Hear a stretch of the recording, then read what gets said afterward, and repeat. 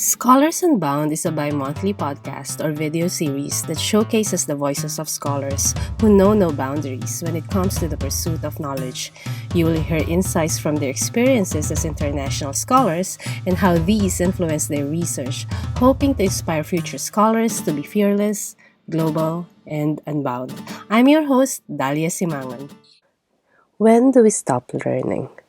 I'm asking this question in the context of higher education, and I was also inspired by my conversation with Dr. Lemuel Toledano in the previous episode. Lem has shown us a perfect example of academic research with a social and policy impact. His story of translating the knowledge he obtained from his PhD to his work in early learning centers is a proof that the so-called non-traditional path in academia is equally fulfilling, and the reasons for why that path is fulfilling really depends on how we value our work and not on how we think others value our work. I have learned so much from my academic training that I carry with me in my everyday interactions. I refuse to say something I don't have evidence for. I don't easily jump into conclusions until I have all available evidence with me. And as my family members can attest, one of my pet peeves are misnomers and other ways of misrepresenting or misusing words and concepts. And I'm really thankful for my training, my supervisors, and my peers for all the valuable lessons I've learned from them. And I think this is something I will always carry with me everywhere, even if I happen to find myself working in a different sector, because I think this kind of training and value is not exclusive to the academia. But a much simpler or perhaps superficial component to the question of when do we stop learning has something to do with age. I started my PhD when I just turned 28, and I finished it before I turned 33. I'm 36 now, still considered at an early career stage with so much to learn, and at the same time, being in a company of people my age in higher positions with more achievements, whether that's in academia or not. I never felt envious or defeated. This is my journey. I'm in charge of it, and I'm the only one who can speak for my own journey. On average, first-year PhD students studying in higher income countries are between 26 and 37 years old, and the median age is 29. In another study done in 2009, the average graduate student is 33 years old. I will link in the show notes where I found those numbers so you can also double-check. But regardless of these numbers, I still don't think there's a limit to age when it comes to learning. Back when I was a PhD student, my cohort was diverse in background and age, so it was something that I thought was not an issue, at least in my university back then. But I'm asking this question now because I have recently observed ageism in some parts of academia, aspiring students who were turned down because they are quote-unquote too old to start a PhD, as if their age will be an impediment and not an asset, questioning their real intentions for starting a PhD, even if it was genuinely just about doing something different or as simple as about learning. This mindset just shows how much academia has become a business instead of a welcoming place for intellectual pursuits. I think this business model is the reason why age discrimination exists. It's expected that the older you enter academia, the less years you have remaining working for the business model.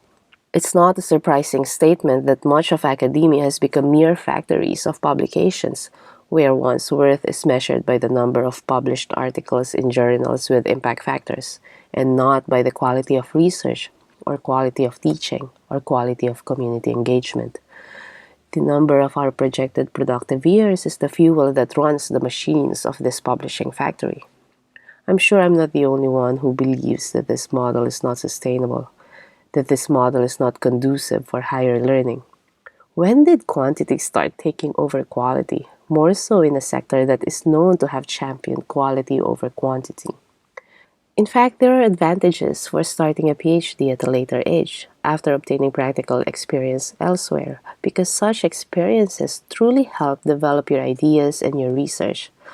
I can say that the best and brightest in my department when I was a PhD student were those who had significant experience outside academia, bringing in their practical knowledge to enrich their own research and our group discussions. I admired them so much, telling myself at that time that I should have worked in the field before doing my graduate studies. I wish I was as insightful, impactful, and grounded as them. Being inspired by my fellow PhD students at the time who started their graduate studies at a later age, after or alongside their careers outside academia, inspired me to translate my research skills to a nonprofit organization I founded in Nepal in 2017. This organization, Peace Perspectives, was born out of what I saw as the need to make use of what I learned from my brilliant supervisors and colleagues. I'm very happy with the research I completed during my PhD, but the practical experience, a career before starting my graduate studies, could have gone a different direction, and I'm confident to say it would have been for the better. If I have done that path, maybe I would have started my PhD not when I was 28 years old, but later when I'm 35 or 40 or whenever. In an environment where an uninterrupted path through graduate years seems to be the quote-unquote normal path, where doing a PhD after a successful career outside academia is frowned upon, I cannot imagine how the situation would have been for me.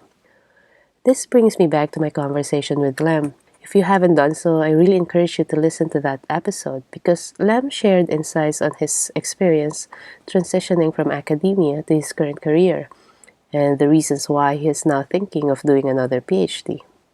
Lem doesn't see a dichotomy between academic and non-academic careers.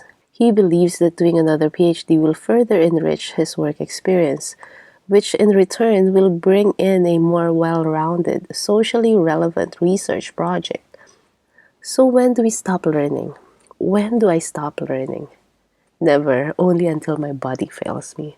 I learn every day from new people and new experiences, from the same people and the same experiences, and from myself with these people and our experiences. In the higher education context, a new learning experience begins when you start your academic pursuits.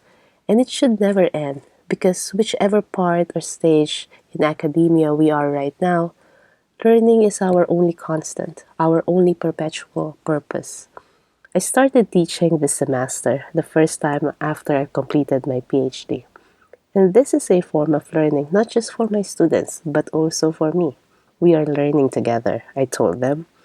Learning, after all, is a lifelong experience, unyielding to a number. Thank you for listening to this episode. Please consider leaving a comment or rating at iTunes or any of your preferred podcast hosting platforms. For details about upcoming episodes and how to support the Scholars Unbound project, visit daliasimangan.com/scholars unbound with the link in our show notes.